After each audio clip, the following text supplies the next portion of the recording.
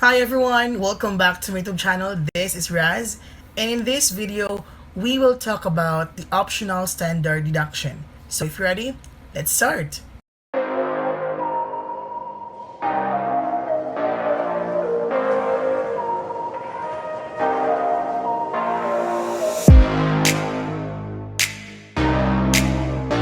In our previous video lecture, we have mentioned that a taxpayer, whether individual or corporate taxpayer, is allowed to deduct certain items from their gross income to arrive with their taxable income.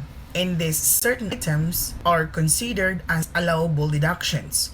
Allowable deductions are classified into two, and these are itemized deduction or optional standard deduction. When we say itemized deductions, these are the items or specific items which are provided by our tax code which can be deducted from the taxpayer's gross income. And as we have discussed in our previous lectures, these items are actually 10.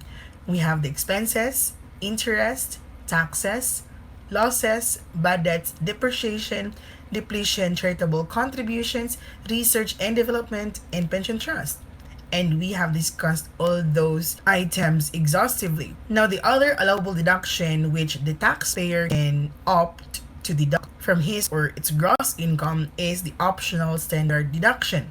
This OSD is a substitute in lieu of those itemized deduction which cannot be substantiated by the taxpayer. So what is an optional standard deduction? An OSD or optional standard deduction is an optional deduction at a standard rate of 40% which a taxpayer may claim as a charge against his gross income in lieu of its itemized deduction. So this deduction is just optional. Okay, so the default deduction is actually the itemized deduction, but when the taxpayer elects to claim or deduct this optional standard deduction from his gross income, he can actually do so. And this deduction is 40% standard rate, which is based on either his gross income or gross receipts, depending on what kind of taxpayer that the taxpayer is, whether he's an individual or a corporate taxpayer, which we will discuss in detail in this video. Okay, there are a few reasons why a taxpayer would choose OSD.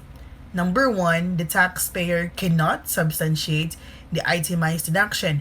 As we have emphasized and discussed in our previous lectures, that any taxpayer who is claiming for a deduction from his gross income must ensure that these deductions are ordinary, necessary, and substantiated. And when we say substantiated, meaning these deductions, these items, those items should be supported with official receipts or invoices. But when the taxpayer cannot substantiate those itemized deduction, meaning he could not support those claims, those expenses, or any of those items, then he can actually choose OSD, because in OSD he would not need to substantiate the deduction.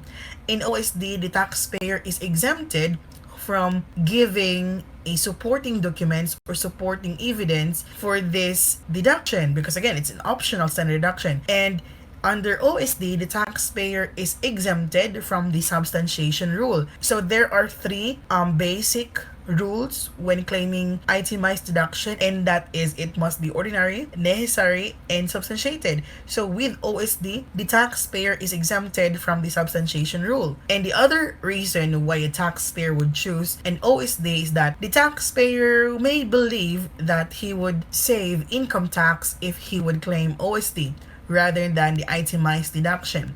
So there are actually certain circumstances wherein OSD is a great tool to avoid the payment of taxes. For example, if you are a professional or a freelancer or a digital marketer, and then you don't really have these expenses, you don't have any expenses to deduct from your gross income, actually without those itemized deduction, your taxable income will be higher. And when your income income is high, your income tax would also be high. And if you don't have anything to deduct from your gross income, it would only lead you to a higher income tax payment. So some taxpayers would believe that claiming OSD rather than itemized would save them some taxes, okay? Especially if they don't have any expenses, okay? So those are the two reasons why taxpayer would choose the OSD. But the more prominent reason is the first one. Many taxpayers, especially the small ones, the small businessmen who are not used to compiling or securing official receipts from their suppliers, they would choose OSD as a deduction from their gross income. So we have here general rules for claiming or when claiming the optional standard deduction. So at the option of the taxpayer, he may choose to select optional standard deduction or OSD to be claimed against his gross income as follows. For individual taxpayer, the OSD, the standard rate is 40% multiplied at his gross sales or gross receipts. When you are an individual taxpayer, whether resident citizen or non-resident citizen, you can claim an optional standard deduction from your gross income equivalent to 40% of your gross sales or gross receipts. By the way, I would like to make it clear that in computing OSD for individuals, gross sales or receipts, as what I've said, shall mean after deducting the sales discounts actually taken and sales return and sales allowances. And also, this gross sales or gross receipt must be exclusive of the VAT, meaning not adding that VAT, not including or adding the VAT, and after deducting the discounts and so on. Okay? On the other hand, for corporate taxpayers, particularly the domestic corporations and resident foreign corporations, they may claim 40% OSD of their gross income. Okay? For individuals, they can claim OSD 40% of their gross receipts or gross sales. But for corporate taxpayers, the 40% OSD is based on their gross income, and that is the gross sales minus the cost of goods sold. So, who may be allowed to claim OSD? OSD may be claimed by individual taxpayers or corporate taxpayers. So, as we have previously discussed, there are few classes of taxpayers. They can be resident citizen, non-resident citizen, and so on. And not every one of them can claim OSD, okay? So it is said that the following individuals shall be allowed to claim OSD. So number one, resident citizens. These are Filipino taxpayers who are residing in the Philippines, okay? And number two, those resident aliens. These are foreigners, non-Filipinos who are residing in the Philippines. And number three, non-resident citizens. These are Filipinos who are not residing in the Philippines, as in the case of OFWs. These three individual taxpayers can claim OSD. Non-resident aliens, whether engaged in business or not engaged in business, they cannot be allowed to claim OSD. Meanwhile, for corporate taxpayers, the following corporate taxpayers shall be allowed to claim OSD. Number one, domestic corporations. These are corporations which are incorporated under the Philippine laws. And also, resident foreign corporations. These are foreign corporations. These are corporations incorporated under foreign laws but are having business in the Philippines, hence resident foreign corporations. Also, we have partnerships and other corporate taxpayers. So partnerships are also, though they are not corporations per se, but they are considered as corporate taxpayers because they are taxed with the same rate as corporations in the Philippines. Okay, and this partnership should be created in the Philippines to be considered as domestic partnership. So the common ground here is that all taxpayers who are subject to regular normal tax can claim OSD. So these 6 taxpayers are allowed to claim OSD. So remember these 6 taxpayers, okay, who are not allowed to claim OSD. So the following taxpayers are not allowed to claim OSD. Number 1, non-resident foreign corporations. These are corporations incorporated under foreign laws and which do not have business in the Philippines. Non-resident foreign corporations. So they cannot claim OSD because they are subject to tax at 30% of their gross income. Since OSD is a form of deduction from the gross income and non-resident foreign corporations are taxed at their gross income for 30%, then there is no need for them to claim for any deduction because anyway, the tax is based on their gross income. They cannot be allowed to claim deduction for that. And take note, this gross income must only be coming from the Philippines. The other taxpayer who are not allowed to claim OSD are the non-resident alien engaged in trade or business and non-resident alien not engaged in trade or business. So always remember, non-resident aliens can never claim OSD. And finally, special corporations which are subject to gross income tax, such as those PEZA registered corporations, they cannot also be allowed to claim OSD. Why? Their tax is based on their gross income. So there is no use for them to claim OSD when their tax is based on the gross income. And as we know, OSD is generally or essentially a deduction from the gross income. So there's no need for them to claim OSD since their tax is based on the gross income. So here are some advantages when claiming OSD. A taxpayer who opts to avail of this deduction need not submit the annual account information form or EIF or the financial statements. However, you may be required to do so to submit this account information form when the BR would need it. Okay?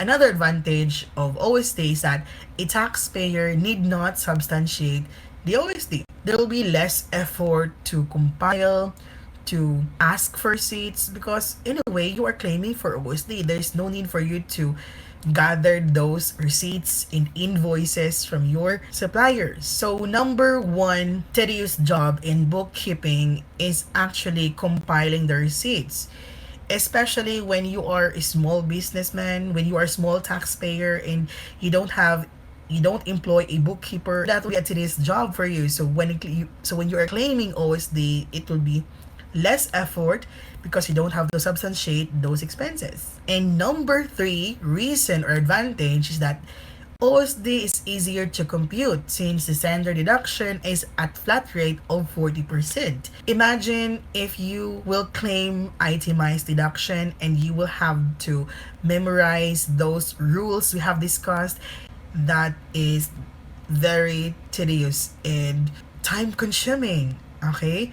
So when you are claiming for OSD, there will be less effort because it would be easier for you to compute the deduction because it's just 40% of your gross sales or your gross income. And finally, taxpayers whose actual expenses are minimal or nothing or zero would greatly benefit from OSD because the net income computed with OSD would be lower than the itemized deduction. So as I have said, if you are a taxpayer who is doing business, who is practicing a profession, or you are a freelancer, or you are a YouTuber, you have this business and you don't have expenses to deduct from your gross income, your actual expenses is minimal or zero, claiming OSD is greatly beneficial to you because if you will be claiming itemized deduction and you don't have an itemized deduction,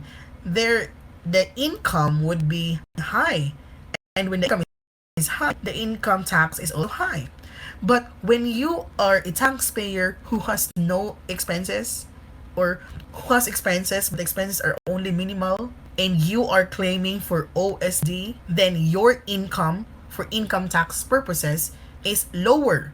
And when your income for income tax purposes is lower, then your income tax also will be lower. Hence, you will save a lot of money when you will be claiming for OSD. If your expenses is zero, or if your actual expenses are minimal. Okay? But there are also advantages for OSD. Once the taxpayer claimed OSD in the first quarter return, he cannot change such election throughout the entire taxable year. So, when you are the taxpayer, you can only elect to choose OSD during the first quarter return. Meaning, for the first quarter, if you choose OSD, you will choose OSD for the rest of the year. And you cannot claim itemized. That's irrevocable for the entire year. But when you are claiming for itemized deduction for the first quarter return, again, that will also be irrevocable for the entire taxable year. Another disadvantage of this OSD is that taxpayers whose actual expenses are huge amount would be at disadvantage, since the net income computed with OSD would be higher than the itemized deduction. So in contrast to what I have said a while ago, you are a taxpayer and your actual itemized deduction are really huge, claiming OSD is not a good option. For example, if your actual expenses is 1 million and the OSD as computed is only 400,000, then it would be better if you will claim the itemized deduction, because when you claim more expenses, when you claim more deduction, your income will be lower, and when your income is lower, consequently your income tax will also be lower. So when the OSD is lower than the itemized deduction, then the income using OSD would be greater, would be higher. It really depends on your strategy, whether you should be claiming for actual expenses, for the actual itemized deduction, or for the OSD. So we have here a comparative formula for when claiming OSD. So we have here for individual taxpayers, to compute the OSD, we have here gross sales or receipts less discounts. This discount should be actually taken by the customers. This discount should not be conditional. It should be unconditional. This discount should be granted at the time of sale and not upon payment. Okay? And sales return, so we will get net sales or receipts. Then for individual taxpayers, this net sales or receipt is our basis when we multiply for the 40% OSD to get the OSD. So that is how we compute for OSD if you are an individual taxpayer. And to compute the taxable income, we have net sales or receipts, then we will add the other income to get the total gross income. Then of course, we will deduct the OSD just computed above to get the taxable income. And for corporate taxpayers, the formula to compute the OSD, we have here gross sales or receipts, then less discounts and sales returns to get the net sales or receipts. Then we will deduct also the cost of goods sold to get the gross income. Then from that gross income, we will multiply by 40% to get the OSD. So to compute the taxable income, we have the gross income less OSD is equal to taxable income. So if you notice, for individual taxpayers, the OSD, the optional standard deduction, substitutes the cost of goods sold and the expenses. Okay? So here, the 40% OSD substitute the cost of goods sold and the expenses. But for corporations, the 40% OSD substitute only the expenses. So they can still claim or deduct the cost of goods sold, unlike the individual taxpayers.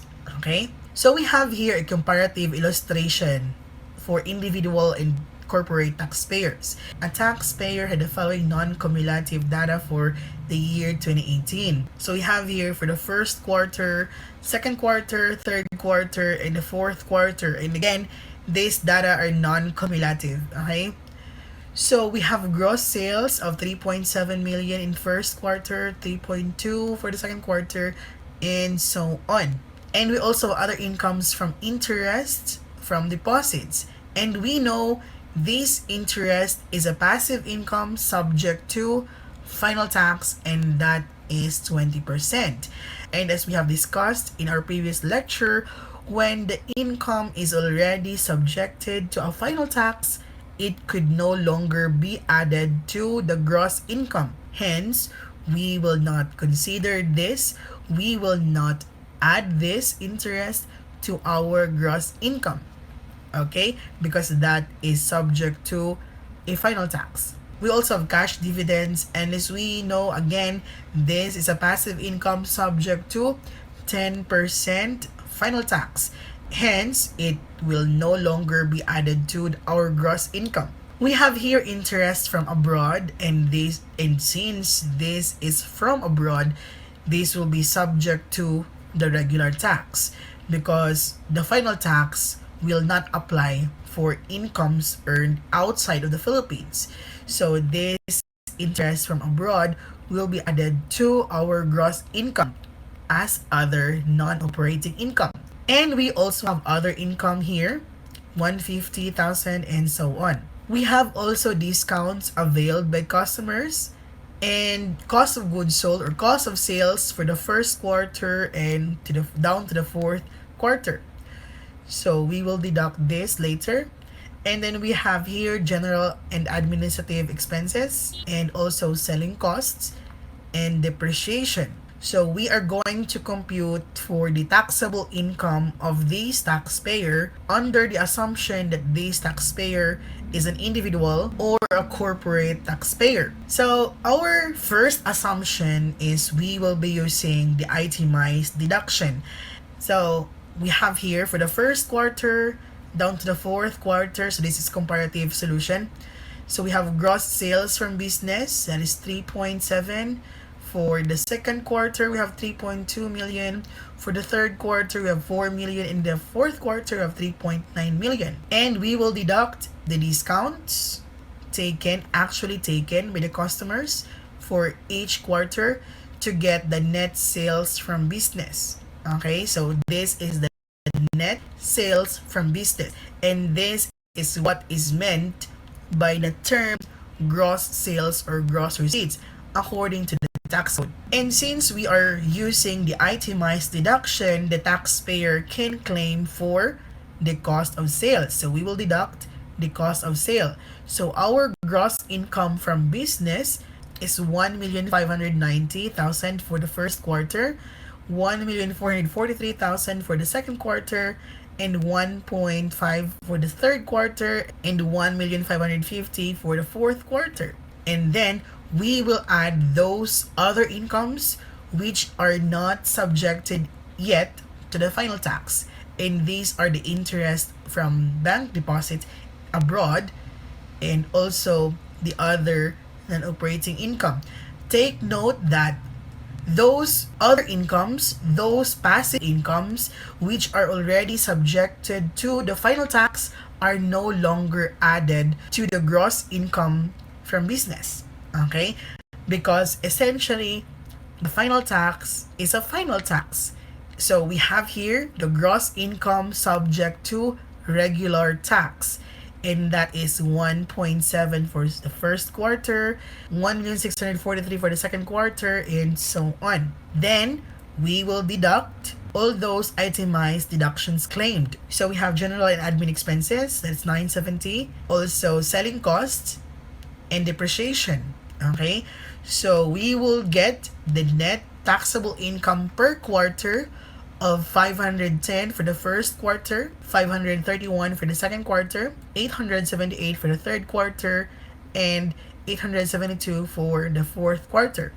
So these are the income, the net taxable income for each quarter. So now let us assume that the taxpayer opted to claim OSD, and the taxpayer is an individual taxpayer.